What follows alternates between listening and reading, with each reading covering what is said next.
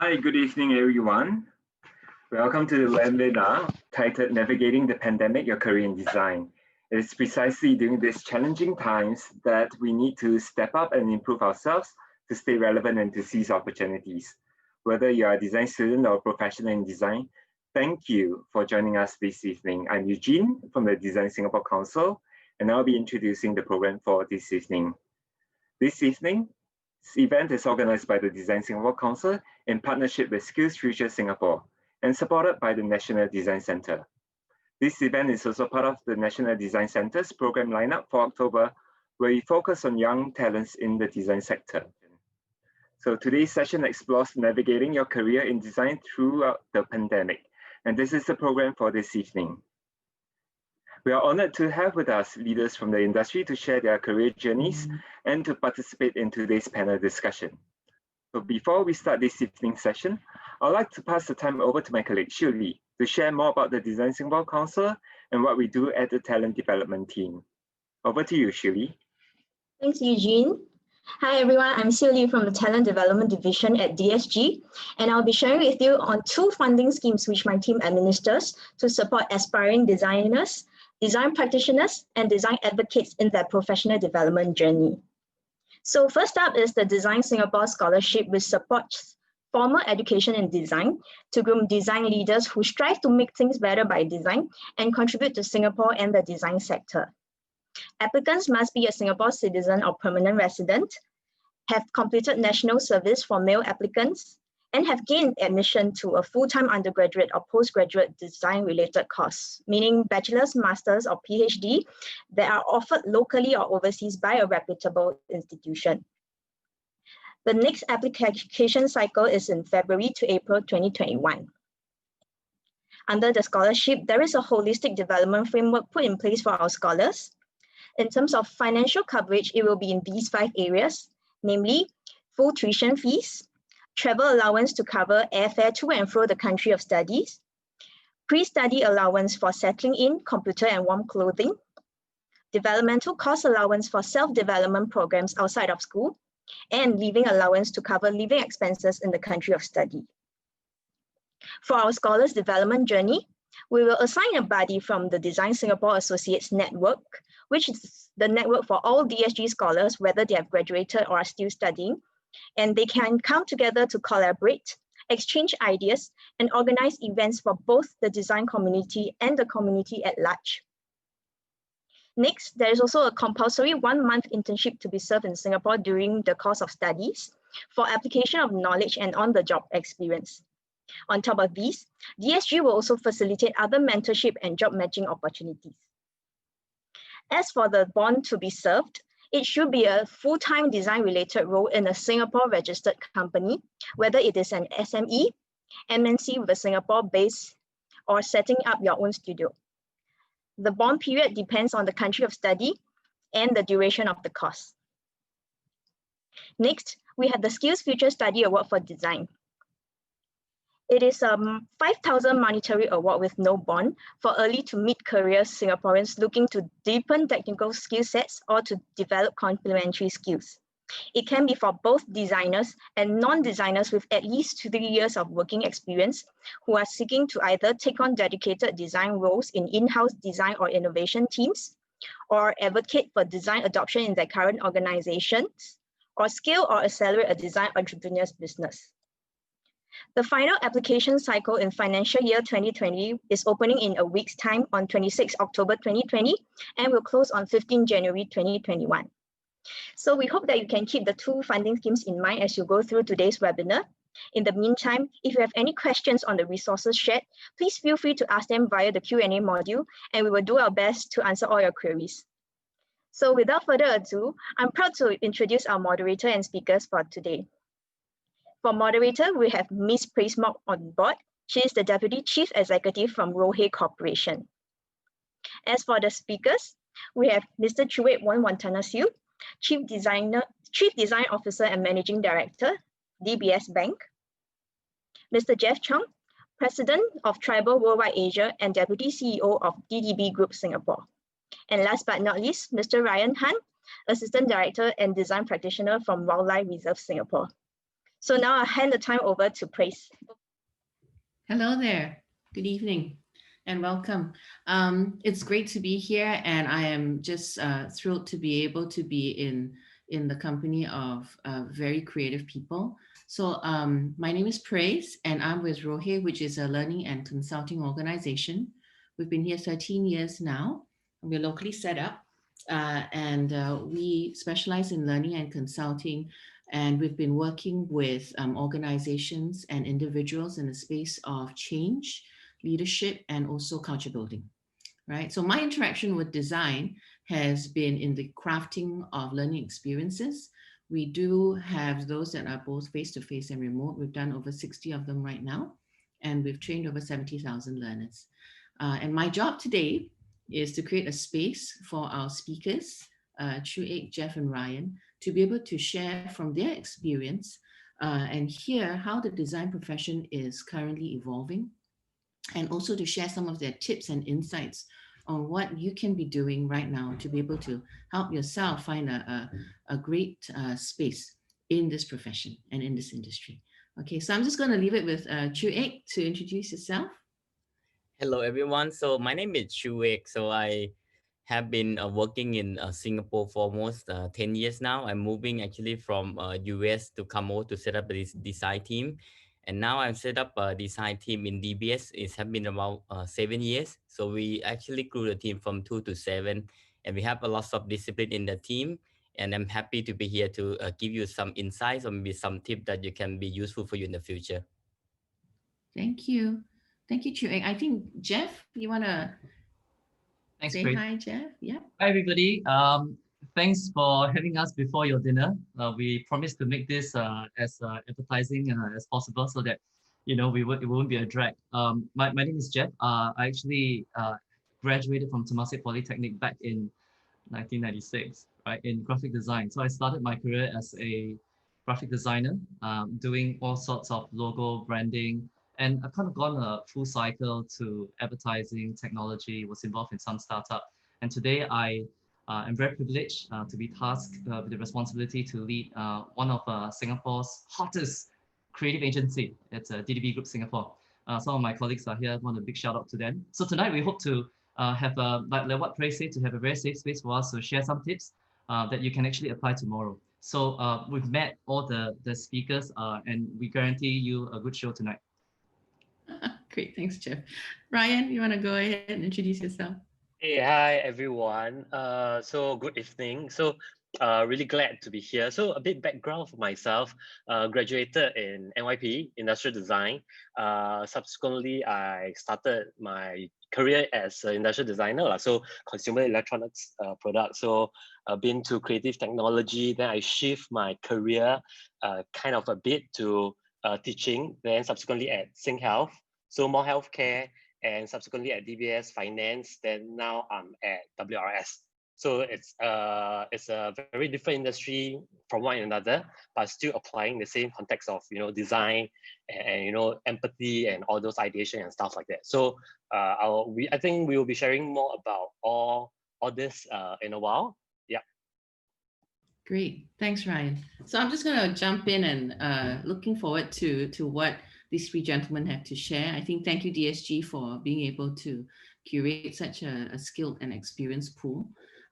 First question, I think I'll just throw it out to us, our team here, would be how actually has COVID and the economy impacted the design projects that you've embarked on? Maybe you can share a little bit to provide some context of, about the current time. Okay, so I can go first. I mean, the COVID actually hit us in a different way, right? But the way that impact the project is actually something that we quite like the way it hit us, because it actually make us to understanding what are the last mile or something that we're missing during the project. Because a lot of time when things go well, we have a backup, right? Like if things not go wrong, go well, then you can call center, you can go to the brand. But now the brand have been closed down because I work in the so the context with more the bank, and then financially, like all the money is really important. So we can't fail the system.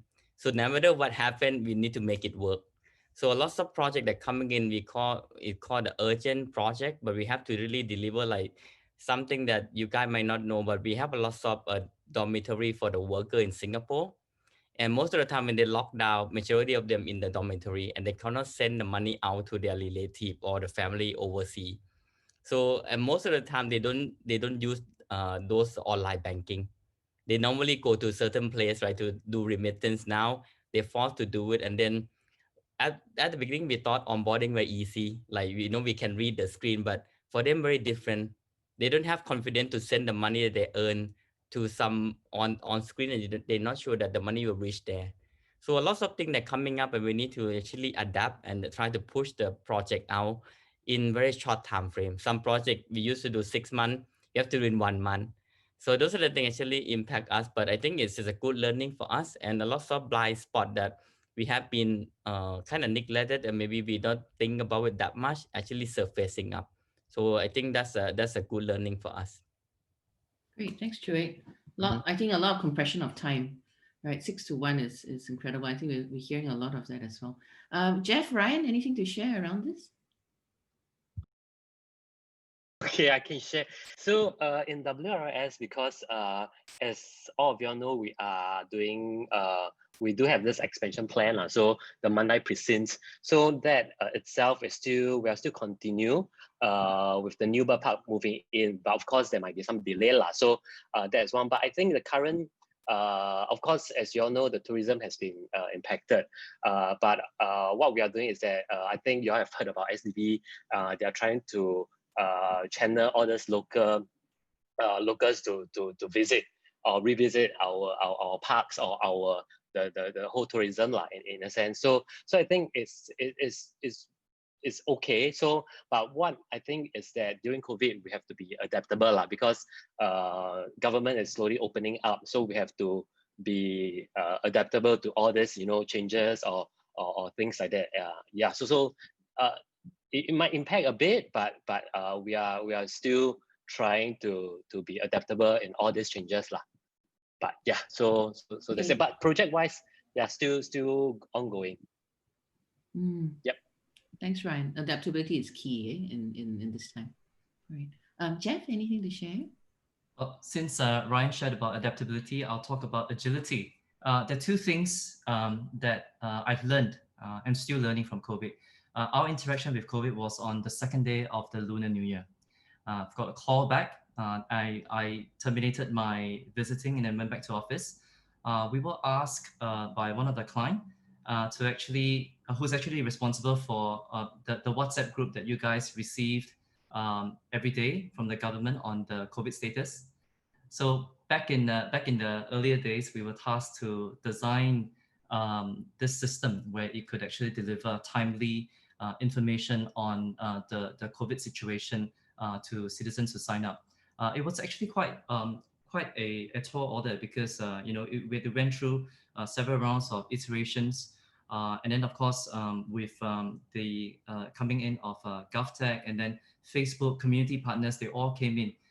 Within couple of days, the system was up and running, and it was constantly fine-tuning until the robust level as it is today. So we're very glad to be involved in such a project. It's short turnaround time. I think the team who was really involved in this hardly slept. I must thank the team. I couldn't do anything because my programming skills is not up to scratch, but I could only sit there to be a cheerleader. The second thing that they came up for us based on agility was on the second day of circuit breaker. We suddenly had a new situation where we have to live with that we've not lived in before. This social isolation, and because we are in the business of human connection, we really love to have brainstorm, to have coffee, and to sit down. The human interaction is gone, and we just find that we are just kind of been thrown into a whole new world. And then from the basic needs of what to eat, that question came out. And then what we actually did was we decided to pull together all the resources, and I'm not sure if you've seen this website, but we created this website called, it's not very clear here, like iamaccd.com.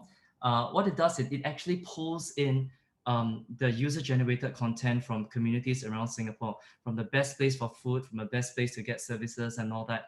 And then we provided a platform for SMEs who are new into the online business to come on board to start trading, to start selling the stuff without taking a cut from them. And this has been one of the things that we kind of enjoy. It's like a public service a project that we did, and of course the evolution of that allow us to focus on mental wellness, where we think we work with NUH to provide a self-help kind of like diagnostic survey where you can take and to kind of like have a benchmark on how well you're scoring on the mental wellness.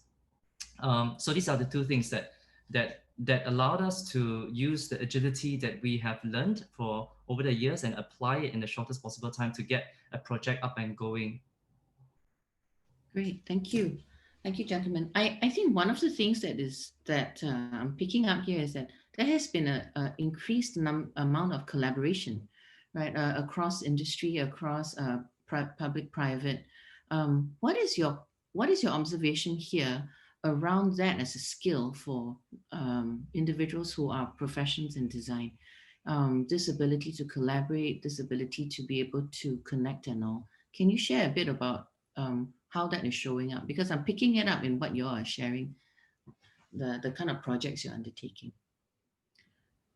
Okay, so I think for the designer or in the design field, right, most of the time we have been talking about the connect the dot, right? We are the one that connect most of the dot and missing link and a lot of things.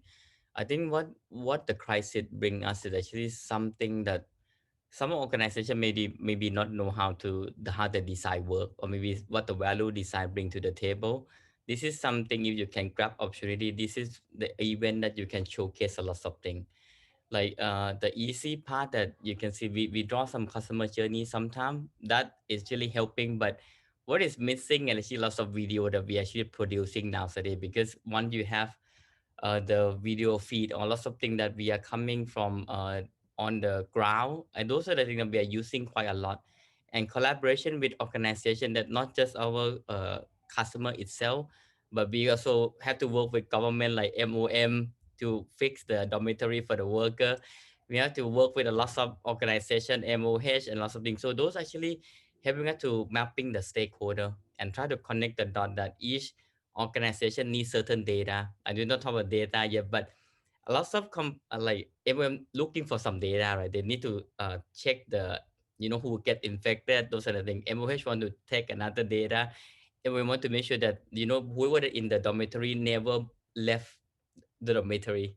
So we have to a lot of data that they're sharing with us, because we need to know who actually have been sending the money out, who is not. Then actually we need to kill that one, because when you build a system, it take, let's say 1 month, right? During that 30 days, we need to make sure that everybody have a chance to send money out. So a lot of things have been collaborated. I think that's really helpful for us as a design team. Right. So that was a lot of interaction with government agencies, and also I think with the amount of data and what you had to do with it. Yeah. Okay, great. Jeff, Ryan, anything to add around how the perceiving that the role of the designer, someone in this profession, it needs to embrace a lot more stakeholder management. Can you share a little bit about that?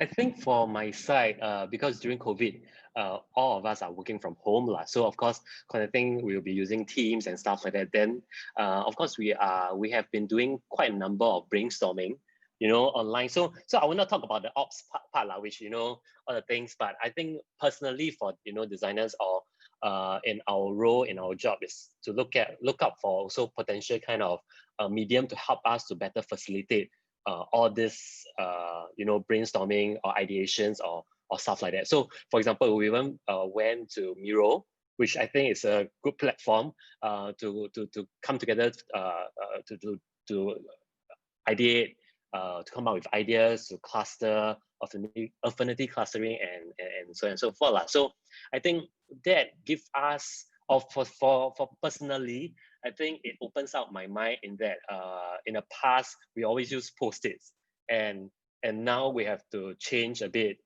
to use all this to of course stakeholder management and how to present the ideas and all from online. So I think it's something that through COVID that has changed quite a lot. Yeah, but of course, personally, I still prefer the hands-on physical, workshops or facilitating workshops lah. Right. Great, thank you, Ryan. So I think understanding the different mediums, the new mediums that are now part and parcel of life.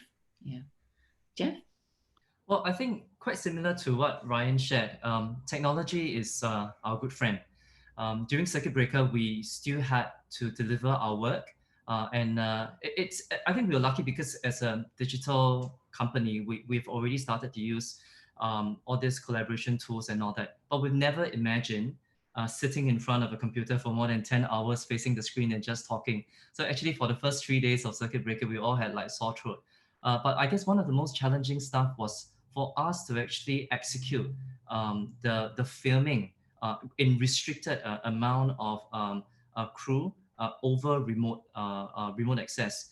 That was very tough because we had to work with live talent directors and all that. But I'm glad we did that. I'm glad we did that because from that episode we kind of learned that we can actually be more productive. But I agree with Ryan. Nothing beats the real life interaction because you can feel and you can direct. So we look forward to. I mean, right now the social distancing has eased off a little bit, but we're still maintaining that distance.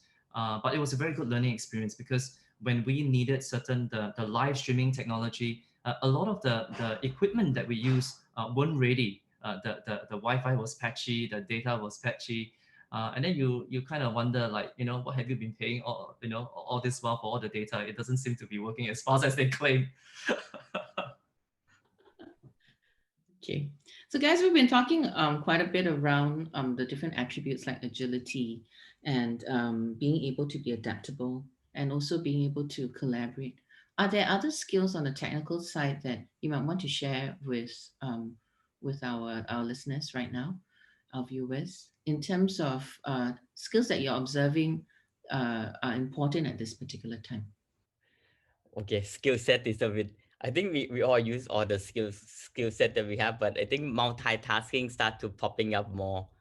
And then how you actually divide your time, because the one day I sit on my chair like the whole day, because the meeting normally you walk, right? You have 15-minute walk, and other than people start to pack up your meeting back to back.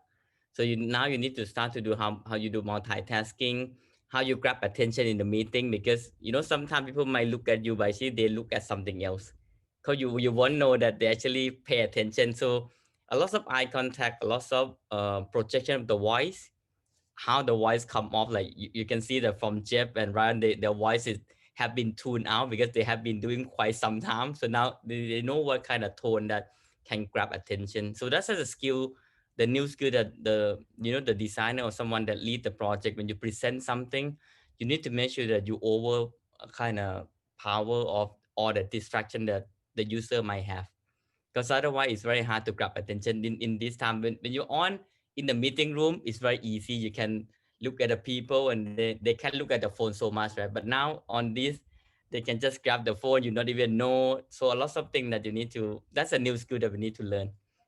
Yeah. Great, that's great. Don't worry, we're all looking at you, Chu. We're here, we're present.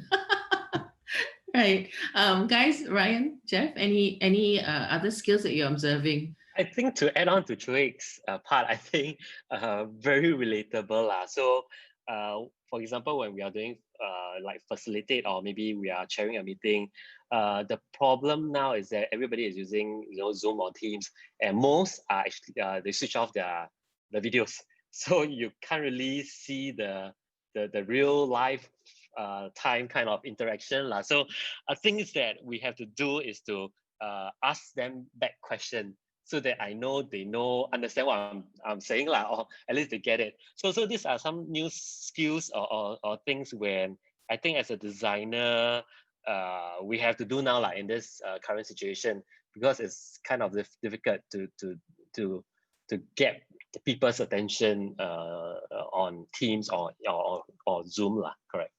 Yep.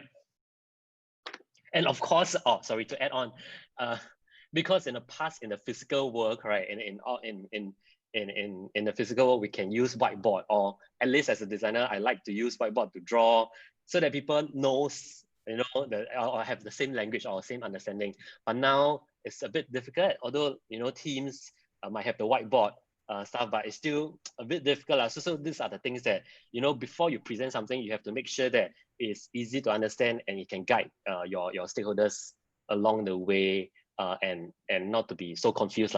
It's because if you compare to the physical world, it can be like that and it can be done easily through a whiteboard, but in digital world, or it might be difficult. So you have to plan and map out before you start to present something. That's my thoughts. Yeah. Quite a bit of planning beforehand, eh? Yeah. I'll touch on maybe a little bit on well-being, since the two gentlemen have talked about the operations in work and the technique to engage the clients. I think because of the physical disappearance from the office, right?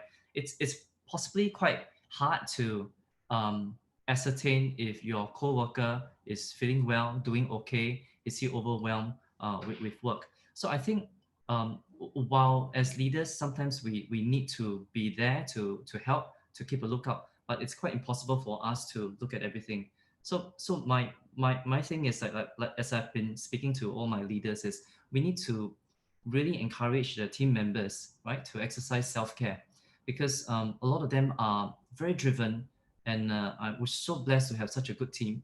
And sometimes they can't detach from work, and there's no, you can't get out, during the circuit breaker time. So it kind of forces the person to be kind of like imprisoned at home.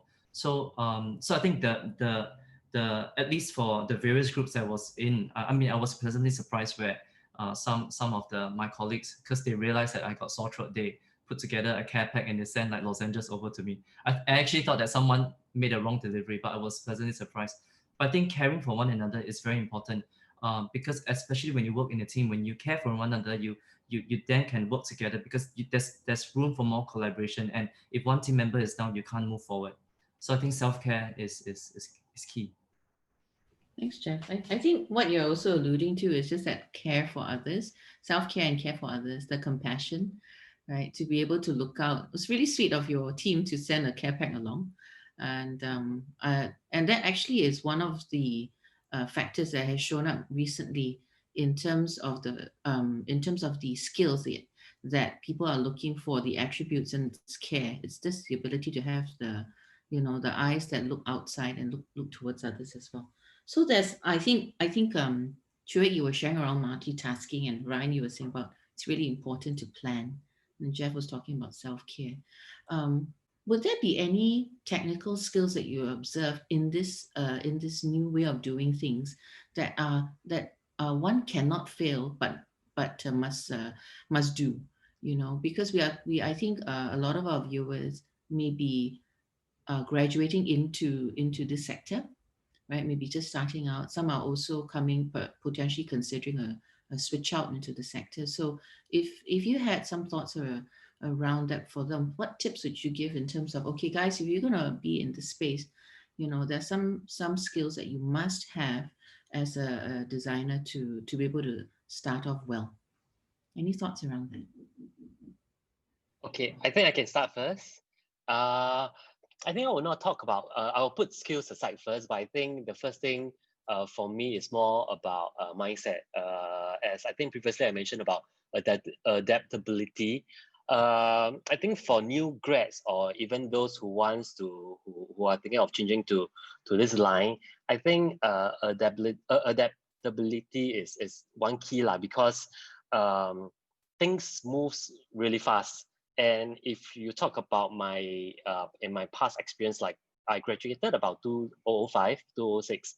The thought back then was to be just an industrial designer and not other things, and just work that job or that role. But things move too fast that you have to be adaptable and move and shift according to what the trend is, or you'll be you'll not be following the trend, or you'll be outcast, in a sense. So I think one that will be the mindset part, and just think of it like design is applicable to every single thing. most of the things lah. So it's all about applying that design thoughts or the framework into every. It can be applied into any industry. So it's there lah. So then the other one, I think the skill set for me, I realized this few years, the trend or even myself is that designers are not just purely designers only. They should have a skill set of being a PM, a project manager. Recently, I just few years, I think that is a very critical point to be a bit like a hybrid. So it's like a designer PM hybrid kind of thing where I think this will be the new kind of designer unicorns in the future, because it's not about just designing, but also able to understand what the business needs and wants and help to resolve that decision. And of course, I think the critical role or why a lot of companies are hiring designers is that designer can actually help to bridge the user part.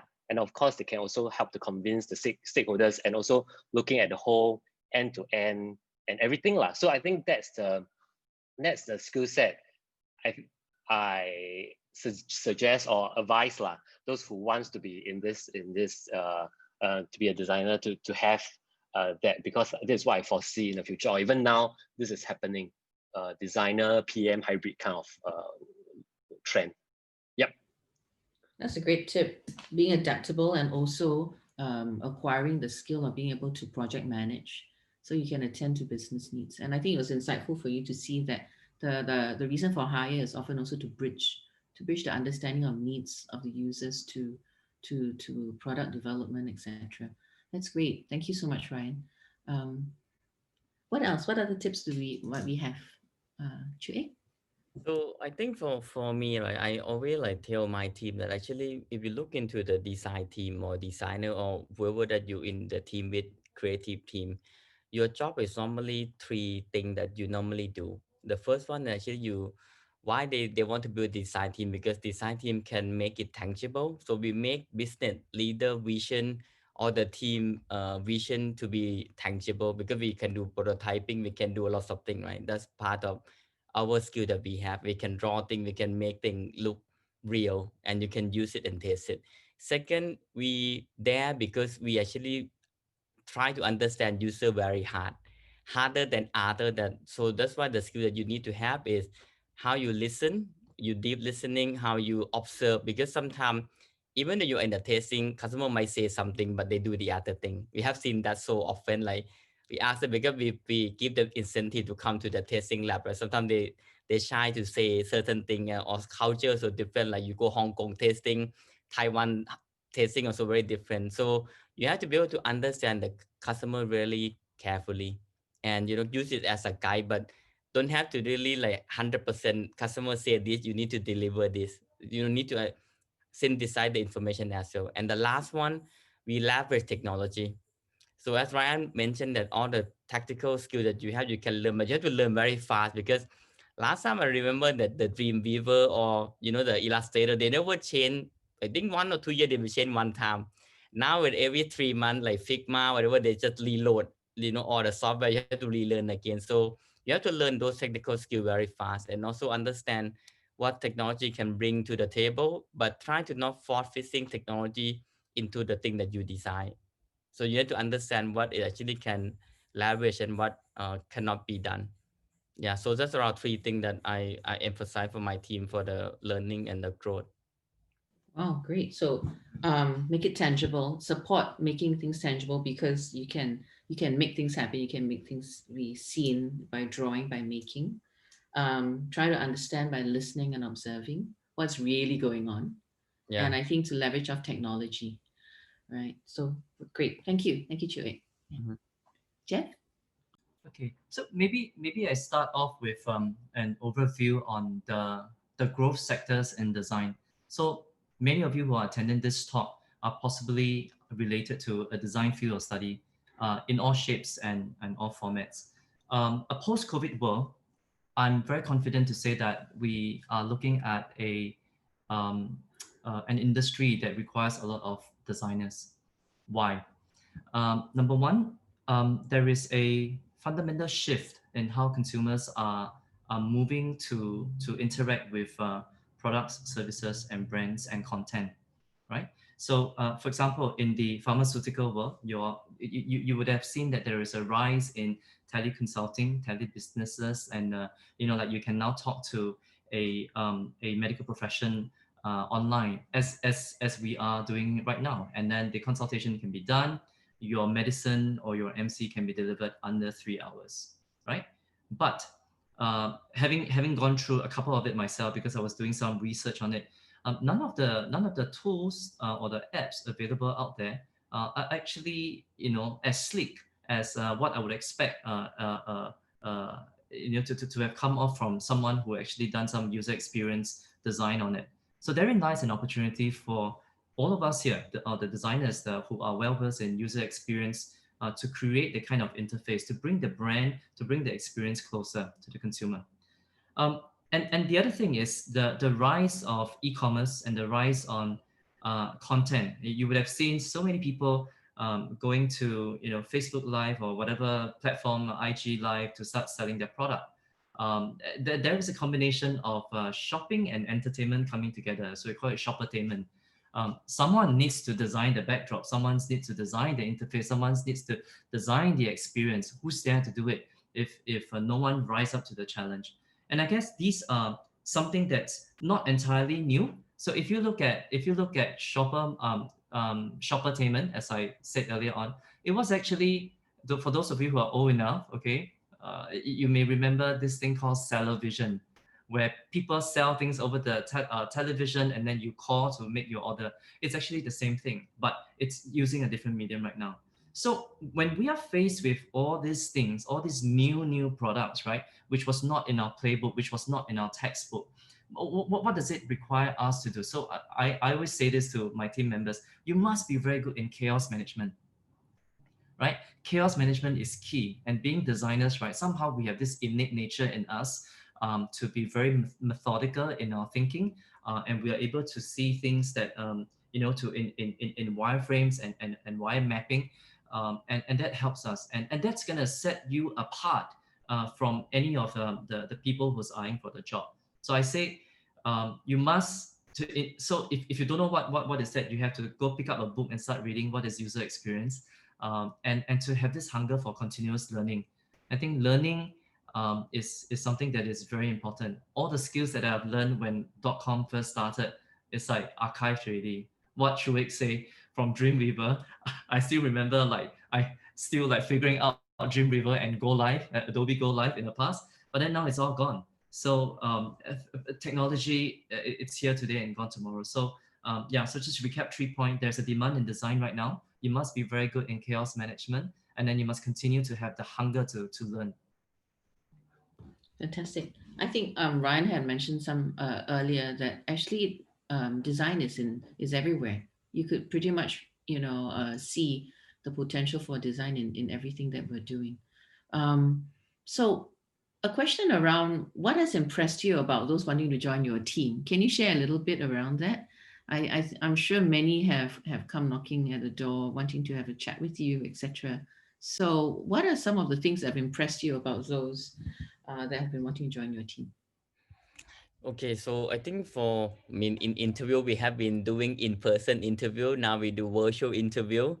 So most of the time that we say, okay, this person actually we should hire them. Actually, mostly attitude, and then the smile that they have need to be super optimistic. I mean, during this time, right? So we see that attitude that they bring, how they present the work virtually nowadays, and then how they prepare. They have one design actually. He actually prepared the presentation. Then he need to make sure that the font actually big enough, because last time when you present in the meeting room, you have a projector and everything. Right now, with the screen, actually it's not that big. So the font size they need to redo. So actually, he actually thoughtful about looking into those more detail. Actually, I quite like it. And he cut down all the video because the voice will not carry over during and I'm sure you have problem that when you have embedded video, you might not, the other side will not hear it. So those are the things that they have been prepared. That show that how they adapt to the new environment, how they present the work, and also creativity of how they actually showcase their work as well. So those are the things that actually quite impress us when we see someone actually, coming into the interview virtually. Great, thank you. So be optimistic, the energy that you bring in, being present to prepare, like the thoughtfulness around actually the user experience, right? The font size. Yeah. And also creativity. Okay, great. What about Ryan and Jeff? What some of the things have impressed you? Some of the Okay, I think I will share my past experience. Uh, like what Chue has mentioned, the moment when we get the resume, even from interns or somebody else, the first thing we'll look out for is the alignment lah. The alignment of wordings and stuff. Because as a designer, these are the things that we are quite particular or quite irritated by. So if the first thing that they submit to you or they email to you, they don't have the eye for that, I think that they might not be quite suitable lah. So I think that will be the one key thing that I'll as in when we are looking at these are the things we'll look for. Some of it is, I think, the energy level, and of course through some interviews, through some questions, you can have a feel whether this person, if there are new jobs or new things that changes, whether he's able to change accordingly or adapt accordingly. Because now it's COVID, or even in the past, although your JD is like that, it might not be exactly the same when you onboard, because things change lah. But of course, the whole elements and stuff is still the same, but it might change. So these are the questions that we will ask, like to see whether this person, if there's a change or shift or some stuff in terms of roles, responsibilities, or even stakeholder management, which a lot of designers don't really feel comfortable to do that lah. So these are the things that I think is critical, because as a designer now, if you evolve, it's not just purely doing your work. You still need to also manage the stakeholders or people you are also working on to kind of get them to buy in your ideas lah. Correct. Okay. So taking care of the little things like the alignment, right? Being able to adapt.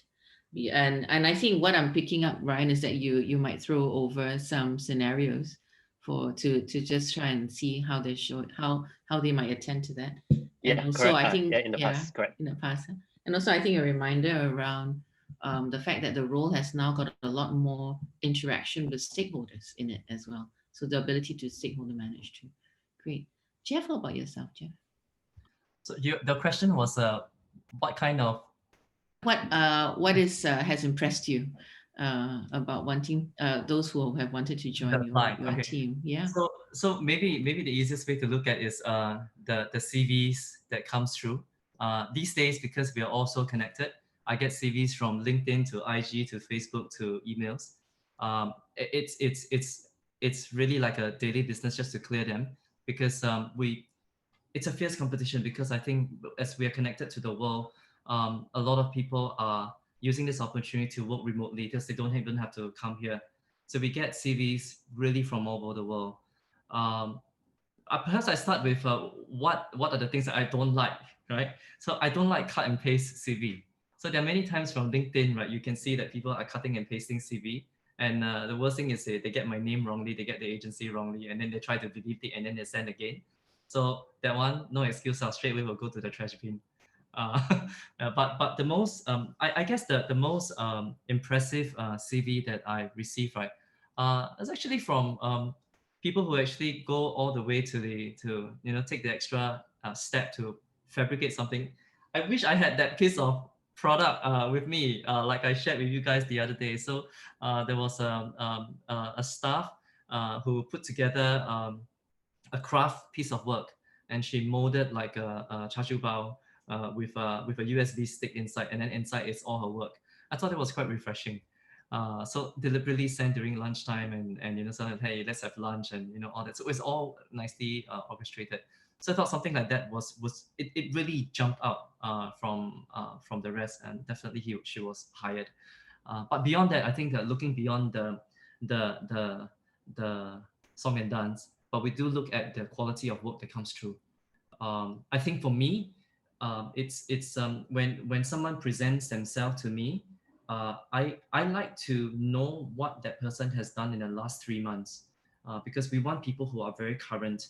We want people who have the pulse on the industry and who's actually done work that is actually help drive results for the client, whether it's a piece of design work, whether it's a piece of exhibition, whether it's a piece of newsletter or a piece of television commercial. We look at what's what the person has done. Yeah. So for me, that's recency is key. So the recency, the currency, and their openness to just being aware of what's going on. Yeah. So I think I'm observing that there's a whole bunch of questions that are showing up. So I'm wondering whether we should kind of like pop over and take a look, because I think some of these questions are responding to what you've been sharing. Given that our viewers, a lot of them may be graduating or just graduated. I think one of the concerns for those who are just coming into the workforce would be around their chances at being employable, especially when there's a need for experience. So what advice would you give them in that regard to improve their chances? I think I think I'm taking off from Celine, I think says, what's your take in getting juniors on board and chipping in to hire juniors and fresh grads when the majority of the companies seem to be more focused on getting more mid or senior levels?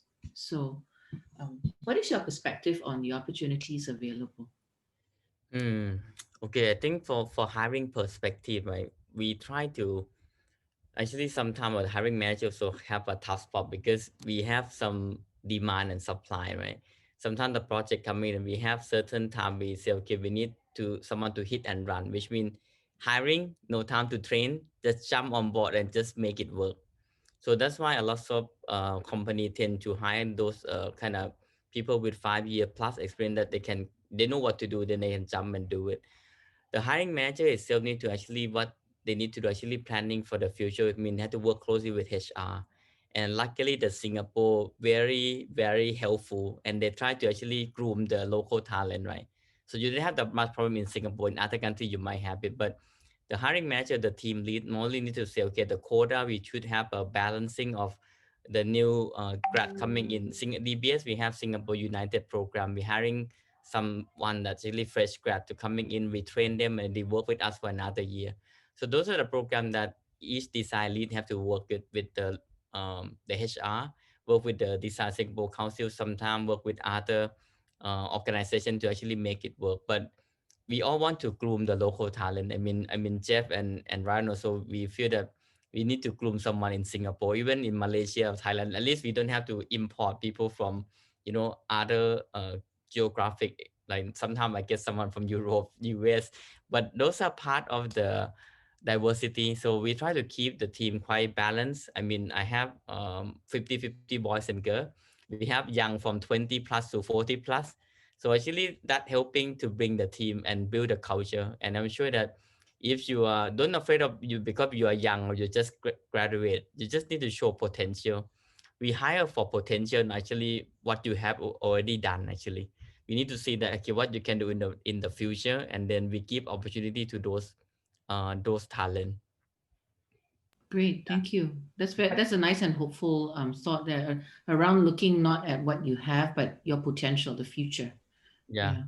I think just to add on to what Chuik said, the attitude is very important as well. We have a IHL program where we run in Temasek Polytechnic and Nanyang Polytechnic called Equator. So right now it's stopped for a while because of COVID. We hope to resume those programs very soon. So what we do is through that program, we actually bring in different faculties as students. We hothouse them and we train them. It's like internship, but yet they get access to do the work that we do both locally and regionally. And which is last week that I didn't even know that she actually came through as one of the permanent hire. So there was this young staff who was from the Equator program. She decided to stay on with us And then we actually gave her her first promotion because of the fantastic work that she has done. So I want to encourage all the fresh grads, if you are eager to have a break in the design industry, go in even as an apprentice, as an intern. Your eagerness and your attitude will show. And I'm sure between Ryan, Chue, and ourselves, we can spot a talent from a mile through the way you interact and through the way you. It's that X factor we're looking for, because the skills, you can take your weekend to go and groom and learn and train. But with the drive and the attitude, you'll be sure that you'll be on a path into this industry. You can make a break there. Great, fantastic. Thank you, Jeff. Ryan, there's a specific question that showed up for you, so I'm just going to ask that to you. It says, could Ryan also share a bit more on your journey to switch across the diverse sectors from your previous jobs? What might be the essential skills, right? Whether it's design or non-design, that enable a designer to survive in diverse domain areas? Okay, so hello, Anonymous. But anyway, I think it's quite anonymous, right? So anonymous. So when a lot of people were like asking me or define my experience or industry, very interesting, because finance and wildlife or animals are different, or even versus healthcare and finance. So I think the core of doing or switching was because as an industrial designer, back then, as we know, the manufacturing are all moving out back maybe to China or Hong Kong and stuff like that. So the opportunities might not be there. So what I've seen, or at the point of time, was I understand that there was a trend of design thinking that is up and coming, of course, user experience, so and so forth, or even like consultant role in that. So that was the step where I decided to apply, because everybody knows that design thinking is how designer used to apply to solve problems. So it's just the same context, but you just apply in different industry, which is possible. For example, healthcare, patient experience is the same as, at a branch, a customer walking in the branch, what are the needs and wants, of course, the empathy, so and so forth. And even back to, to the wildlife, the guests coming in, or even the animals, that kind of thing. So these are the things that is possible. It's just that whether you personally want to shift. And of course, I think earlier I mentioned about the hybrid of PM role. The reason why, from SingHealth, I joined DBS was I understand that I was, as a designer, I lack the business sense of stuff. So whenever I was trying to convince the management, it's a bit difficult, because when they ask me about all those business stuff, I can't really understand. So I know in DBS, I'm able to learn, because in DBS, I'm like a consultant, in a sense, internal consultant, not really a designer, but an internal consultant to do that. So I know I'm able to learn from it. And subsequently, if I leave, which I've left DBS, I can apply all this knowledge into the next job, with design, with the business, which I think is very important now for me personally. And even a fun fact, when I was at SingHealth moving towards DBS, designers we don't like, as in designers, our math and science are quite bad in general. So for a designer who fail or maybe barely pass the math to go to the finance, it was a leap of faith. I'm a free thinker, but I even went to the Guan Yin temple to pray and ask for advice. But in the end, I decided to move this step, because I think the things that I'm learning there, it can help me and move even further. Then of course, as things move, right, I think as a designer, you need to understand what will be the next trend and try to learn and try to be well prepared, so that you will not be, not relevant to the next wave. Yeah, so I think Design Singapore has quite a number of initiatives and classes and stuff like that you all can go and take a look, helping the Design Singapore to sell Goyo. Thanks, but I think they have done a good job. Yeah. Thank you. I think you're also alluding to that sense of currency. Maybe I can just check in here with the three of you gentlemen. What are some ways that someone can stay current? Are there places they should go, things they should read up? Where, where do you go to stay current in this sector? What do you do? So actually, we subscribe a lot of things for our team. Right? We have a design library. We actually buy quite a lot of book and magazine. Books mostly not current, but they give you some guidelines, something you can flip it through. The magazine is the one actually give you the current because they only have issue monthly, so you learn lots of things from that. We use Cineo as a e-magazine, so we subscribe a lot of magazine like even Economist, Harvard Business Review. We look at Wire, we look at Fast Company. We read a lot of VC blog like First Round VC. We read a lot from that. Even Anderson, we also read a lot from VC World because that's how far you can go with the like the trend and everything. And we also read quite a lot from news around the world. We are actually have, I mean, now it's very easy. You just download certain plugin, right? You can actually get a lot of news, like designer news. We have blogging. So a lot of it you read a lot. But now the problem that we have too much information. I think Jeff and Ryan, we have so many things to read. Sometimes like you only read when you commute to work, or maybe you're on the like commute, you read. So you become podcast. So you listen to podcasts a lot, then you're multitasking, read the email. I think we all do that, right? But you need to be specific on choosing the information now. I think that's what the hardest. And who do you trust that information coming from? Because a lot of time you listen to something that just waste your time. Basically, time is very precious now, and distraction from social media and a lot of things. It's very hard to for youngster actually learn something new. That's what I found out. I mean, we have lots of book in library, then no one check out. Like it just sit there, and we look into the record. No one actually read it and say why they don't say. Oh, they don't carry thing back home. Sometimes they don't have time to read, and they don't like to read. So we actually subscribe to Masterclass. I know you guys seen that app Masterclass. It enough that one have the most usage. Like people actually like the short Masterclass, go and learn thing with video. So we need to adapt on how we learn thing as well. But yeah, you have to be current. You have to know iPhone coming out with the thing. You need to, actually be a beta user so you know what happening. Yeah. Wow, great. Mm-hmm. So yeah, lots of different magazines that you've recommended. I love Masterclass, by the way. Yeah. Yeah. What about Ryan and Jeff? What are some ways to stay current? Where do you go? I just watch Netflix. Okay. No. I mean, okay. Netflix is important because we do a lot of film, and somehow they have the kind of a good selection and curation of the things coming out from independent directors, and to appreciate a film. I mean, the way I watch a film, I don't have enough time to watch through everything, so I'll just like forward, right?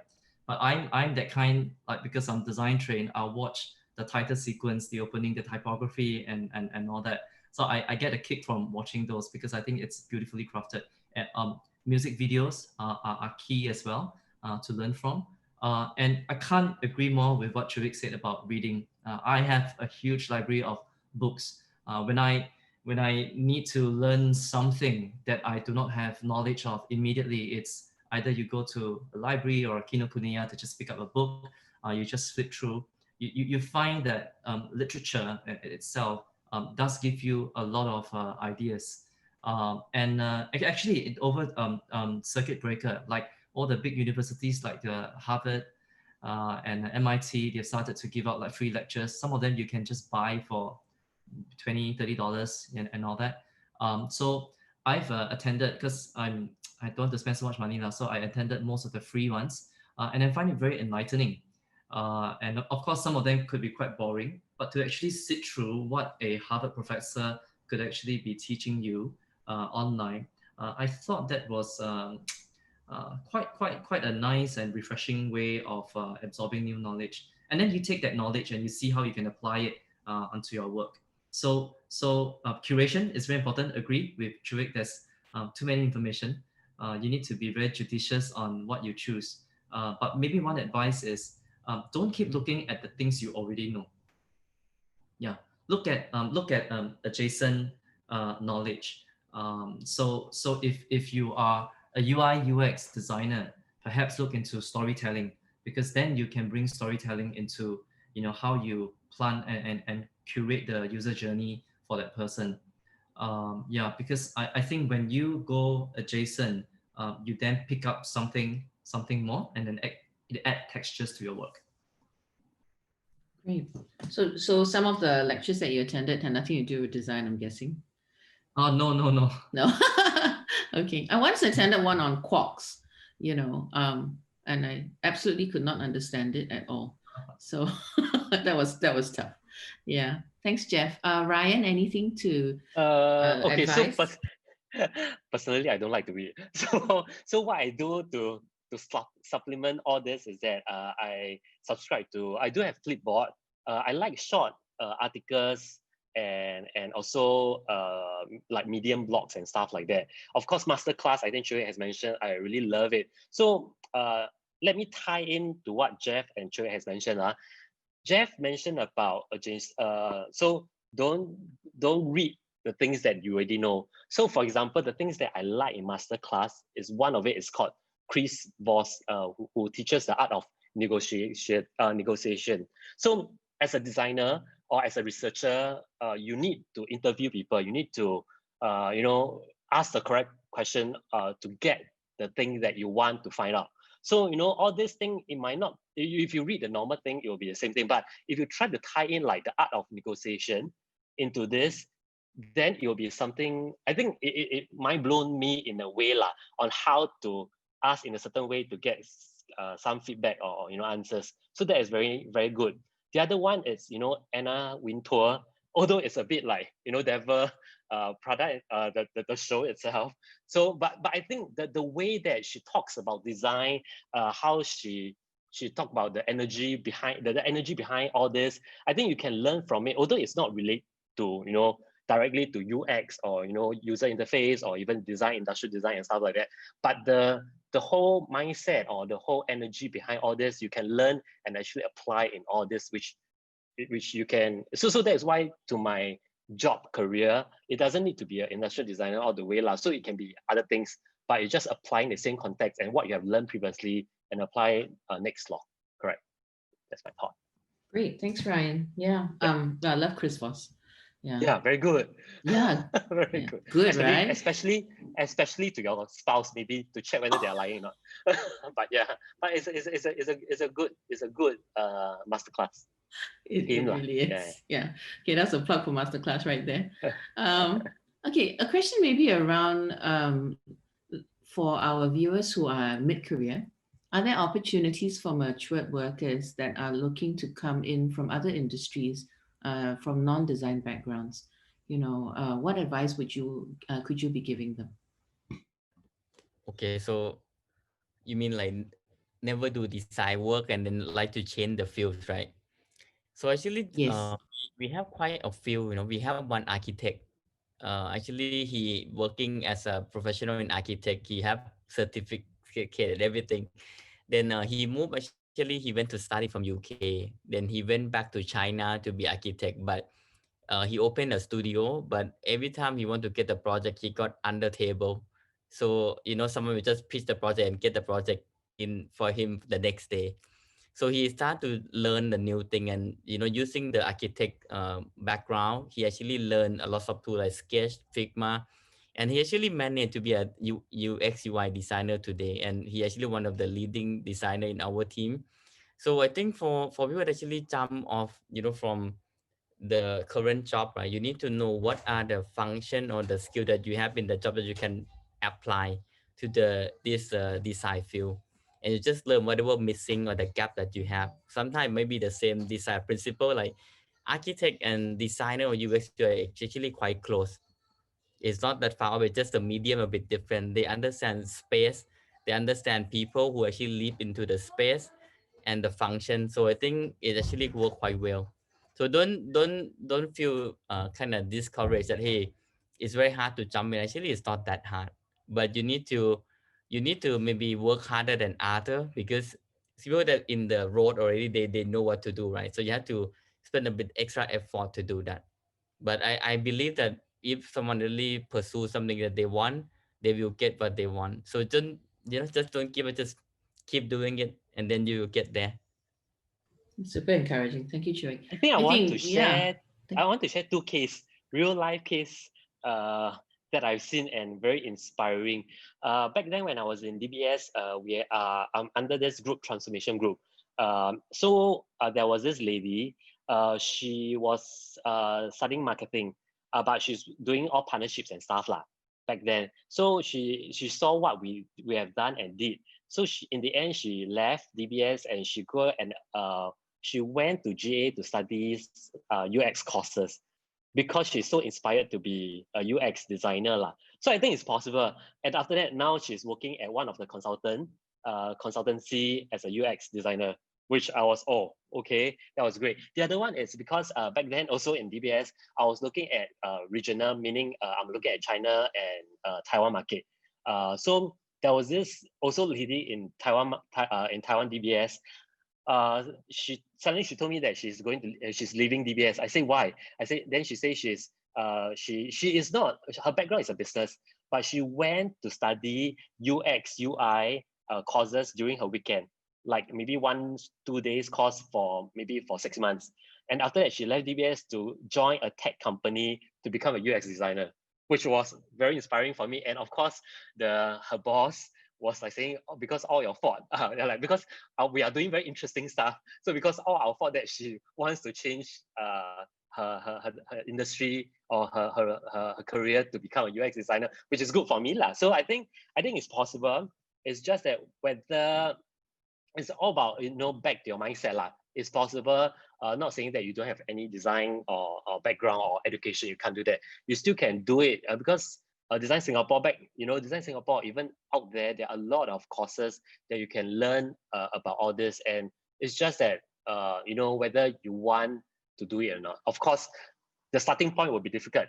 And that is the hard truth lah, because you are doing from scratch again. So you have to change your mindset that after you study, you know whether the salary or the journey will be tough. You have to be brave enough or to be brave enough to do it lah. Then I think it's possible. Yeah. That's great. Thanks, Ryan. I think really nothing is lost. Everything that we have acquired, nothing is lost. I actually have a specific question to Jeff and Chu Ek from a viewer. Would your organizations hire or take an intern residing in another country now post-COVID, given that working remotely or hybrid is going to be the norm? Basically, is there potential for design teams that are spreading across countries going forward in the new normal? Is that workable? So I think essentially it's about being able to hire or take on someone who is actually residing in another country. That's the question. This is to Jeff and Chu Ek. Yeah. I think we have done that during circuit breaker when we were in the process of we firmed up the hires already, and they're in the process of coming in to Singapore. So then because of the restriction to stay home notice and all that, right, it caused quite a little bit of disruption to the travel and accommodation and all that. So as a result of that, the people that we've already hired were working from their original place of residence. And I think it's something that's quite common for us. But if the question is talking about in specific with specific to intern residing, right? I maybe for intern the probability may be slightly lower. But if that person is has a special skill, an animator, a designer that we are working with, like for example, right now we're doing a film. We're working with the production unit from Japan, right? So it is an overseas kind of collaboration. Those we do day to day. But in the same breath, so what happened is one of my colleagues has actually joined our London office. But because of, again, this situation, she has to be here for a couple of months. And she basically had to switch her time to the European time so that she can be working at their schedule. So I think it's becoming a reality right now. I guess the next step is once you are an established designer, offering a kind of service that is unique to what the businesses are looking for, then the questions come to you is, can you work 247 around the globe? Okay, yeah, it's the uniqueness is what you have to offer, eh, Jeff?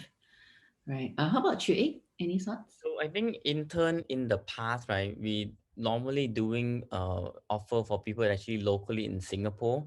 We never done the intern like like remotely yet, but it might coming up eventually because I think the work from home policy have been changed. I mean, when we work in the US, work from home is very normal. I mean, normally Friday we work from home to avoid traffic and everything, and then we can have more time to do other things. But in Singapore, last time they don't allow because maybe the trust is not there and then the norm is not there. So the employer say, okay, I don't know that what you do on Friday, maybe you don't working, but it might changing.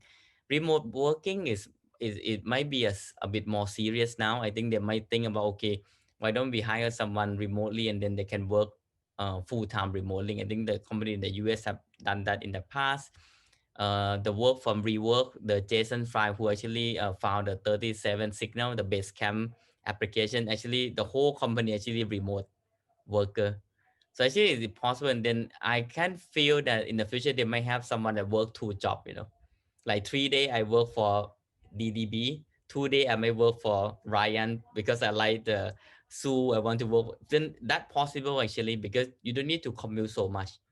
So that might happen in the future. So we just need to be ready. And then for intern, I think what you try to look out for what company you want to work for. And the important thing when I seek out for intern when I am younger, right? Actually, I look out who actually design in that company, who actually the principal of the design in that studio. At least you learn something because you have very short time, mostly intern 3 months, right? So that time is the best time for you actually learn from that person that actually they have done a lot of things in the past, so you can pick it up and you can be a better designer faster. Yeah. Great. Thank you so much. Okay, so I have two more questions that are showing up. Thank you, everyone, for sending along your questions. I think it's making for a very interesting discussion. So this is a reverse question. With remote work giving rise to possibilities of hiring someone from faraway lands, do you think aspiring Singaporean designers should also look to tap into opportunities to work remotely for an overseas company? So, yeah. Any thoughts? Totally.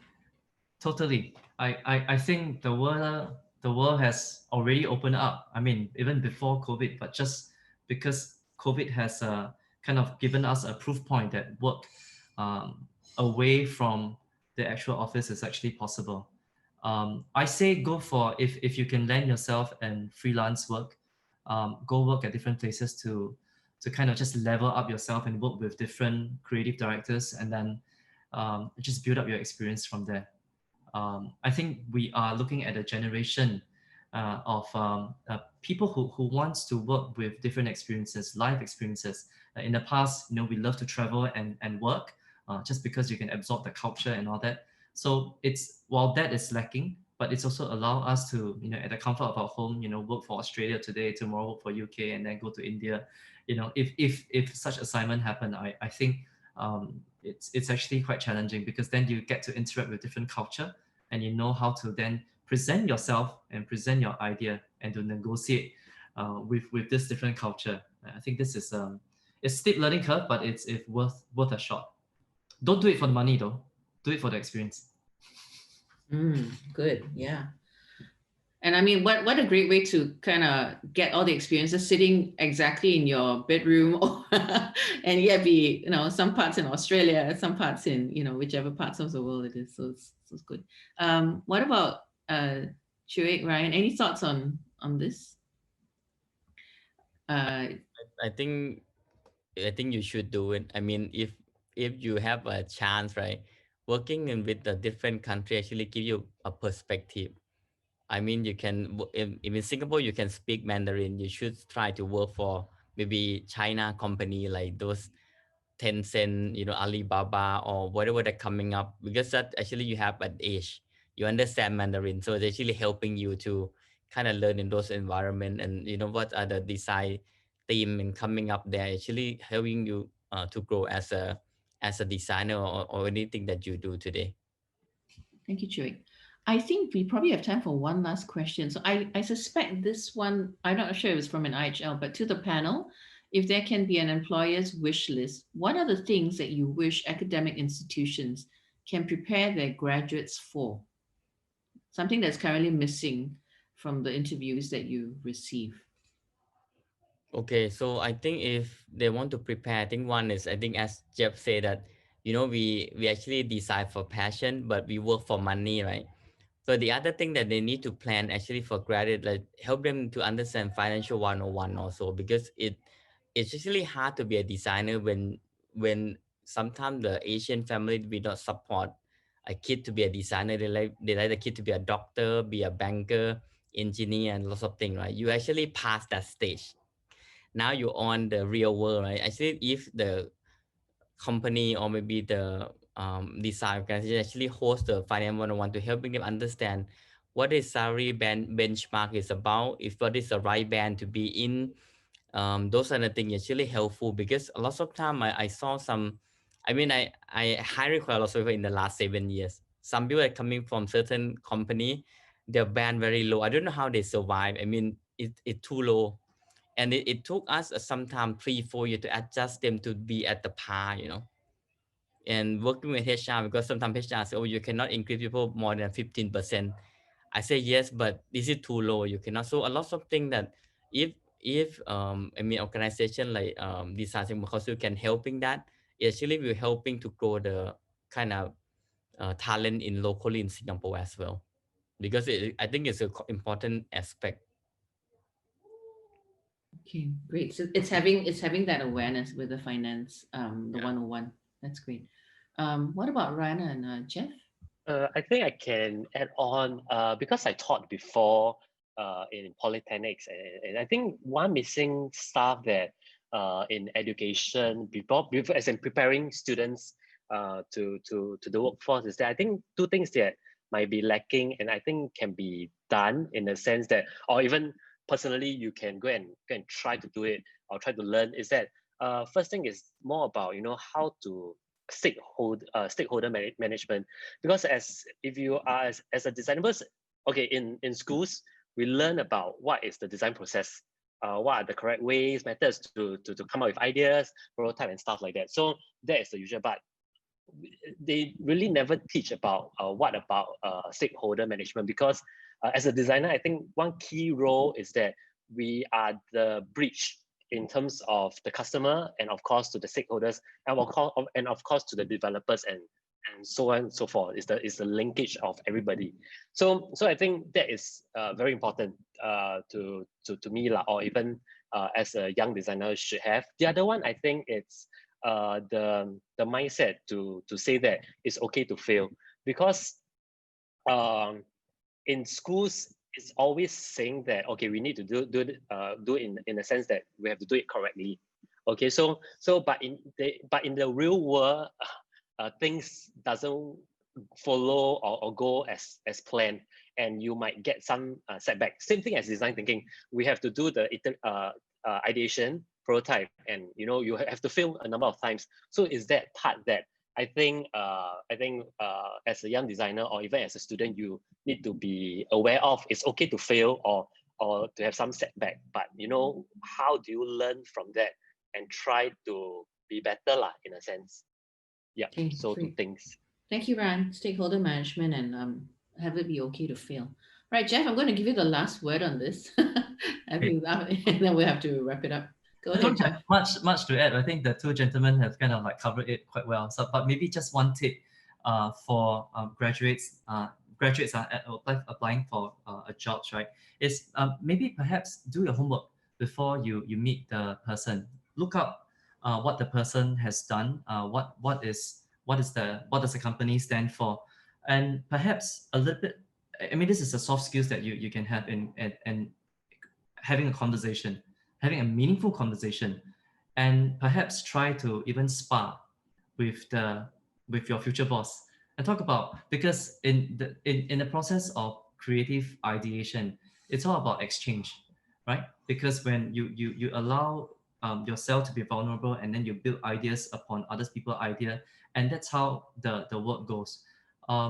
Maybe talk about the work and have your opinion. Be bold to share what you think of the work. Of course, I mean, if you are very, very bold, you can say that, "Oh, I really don't like the piece of work that you put up recently. I thought it could have been better." It's okay, right? But you better be sure you have some good grounding, lah, right? But don't go to the overboard and say, I really like the work that you do. No, lah, it doesn't work that way as well. But I think be honest. Once you're honest and authentic in the conversation, I think that people skills is actually very important, because as you may have heard from the three of us, stakeholder management that Ryan emphasized on, and how you present your idea across the culture, it's actually best exhibited, best presented through a person, and it's still a very people to people kind of thing. So I think the interpersonal skills is very important. Thank you, Jeff. So I think interpersonal skills and come prepared, basically, so that you can dare to have an opinion. Hopefully the person you're giving an opinion to will be secure enough to take it. Right. Thank you so much, Jeff, Ryan, and Shui. I think it's been the most enlightening time. I've learned a lot, taking a lot of notes as well. So I appreciate that very much. And I think we'll hand this time over to Nurul, right?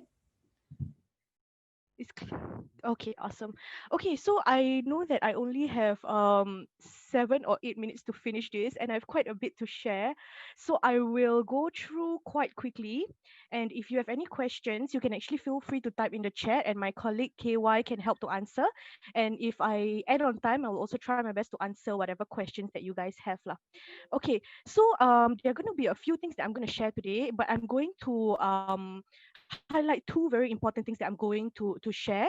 And the first would be work study programs. Okay, so essentially there are numerous work study programs that fall under Skills Future Singapore. So what are some of the benefits of this program?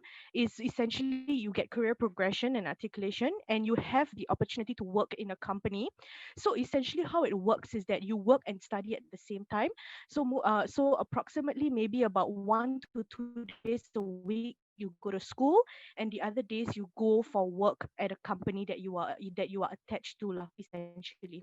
And you also get a sign up incentive of up to $5,000. Okay, so let me just share with you what are the various programs.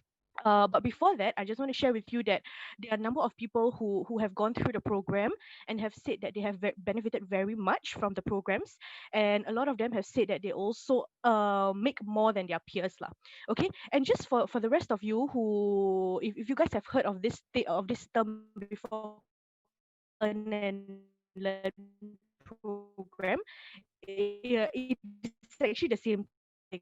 So it's rebranded as work study program. It used to be called the Earn and Learn program. Okay, so this is the overview of the work study programs. If you look at this particular bill for Skills Future Work Study Program, Work Study Diploma, and modular certs which will lead to part-time diploma.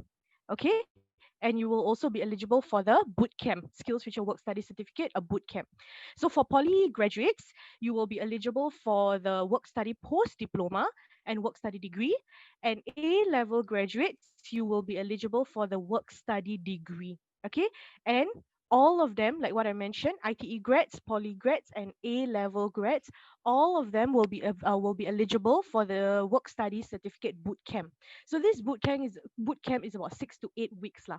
Okay, it's like intensive intensive boot camp where you learn as much as you can in those 6 to 8 weeks. Okay, so there's about 134 work study programs of more than 1,000 participating companies across 35 different sectors. All right, so if you need more information on the work study program, you can actually go online. Okay, you can actually go online on the Skills Future website and find out even more about it. All right, so that is the first important thing that I want to share with you.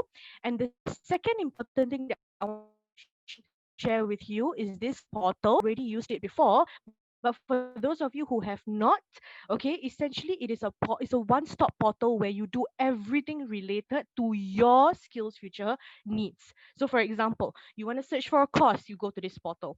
You want to sign up for a course, you go to this portal. You want to check how much SkillsFuture credit you have left, you can go to this portal as well. Okay, so you can also download the app, but I would advise you best to use your computer or your laptop lah to just access the website. Okay, all right. So if you want to look at the work study programs in the portal as well, okay, hold on, let me just. Okay, so if you want to access the programs in the portal as well, give me a minute. Okay, so you can go to the My Skills Future portal, go under digital services and look for apply for Skills Future work study program. Okay, and you can take a look at the different programs that fall under the work study programs like essentially. Okay. All right. So for example, for me, right, what I do is that I go to the website and I type design, okay, and I can actually take a look at the different programs under design sector in the work and study program in that particular website itself. Right. So also in the website, what are some other things that you can do in the website? Like what I mentioned, you can actually search for courses.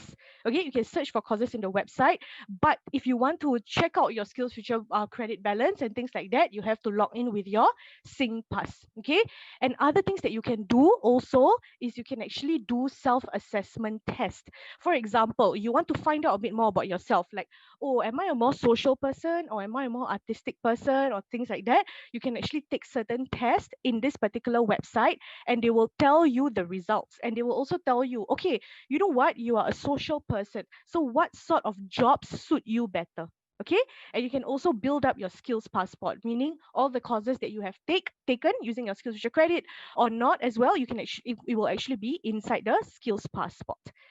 Okay, so I barely have a few minutes left. I'll just try my best to share the rest here. So for those of you who require more support and resources with regards to your career advice and career development, okay, you can actually arrange a session with skills ambassadors, okay, skills and training advisory services. All right, you can go to the link at the bottom, or you can also attend SkillsFuture advice webinars. Okay, so SkillsFuture advice webinar is going to be a more lengthy sharing on SkillsFuture support and resources. And during that particular webinar, we will also do a profiling test like what I mentioned earlier. Okay, we will also do a profiling test like what I mentioned earlier. So you can actually go to the link and sign up for any one of the webinars. So the SkillsFuture advice webinar ranges from about 1 hour or so lah. All right, can I? So on top of that, we also have career centers in Singapore where you can actually see a career coach for free. And there are 5 career centers. 3 of them falls under Workforce Singapore and 2 of them falls under E2I, which is Employment and Employability Institute. So I never got a chance to introduce where I came from as well. So myself, I am actually from E2I, Employment and Employability Institute. So what you have to do is that you just have to call the number or go to the website and make an appointment. So when you see a career coach, it's free. However, do remember to bring your resume and things like that so that the career coach will be able to help you further. Okay, and also some SG United traineeships. I'm not sure if you guys have heard of this before. SG United traineeships are available for fresh graduates and also graduating students. Okay, where you will go through a traineeship over a period of quite a long time, like a few months or so. So what you can do is that you can scan the QR code to find out a little bit more, or if you have any specific questions about this, you can feel free to type in the chat and I will see if I can address them. Okay, all right, that's all that I'm going to be sharing today. Oh, thanks, All right, Nurul, back for to... sharing. Thank you very much, Nurul, for sharing the resources. And thank you, Praise, Jeff, Chuak, and Ryan for your insights and advice on the importance of early career planning and continuous professional improvement. So we've come to the end of our session and we hope that you have been inspired by it. If you'd like to find out more about DSG Scholarship and SkillsFuture Study Award for Design Scheme, do scan the respective QR codes on your screen now. The links to both resources can be found in the Zoom chat now too. We would also appreciate if you could take some time to share your feedback on the session through a quick survey by scanning the QR code on the left. The link to the survey can also be found in our Zoom chat.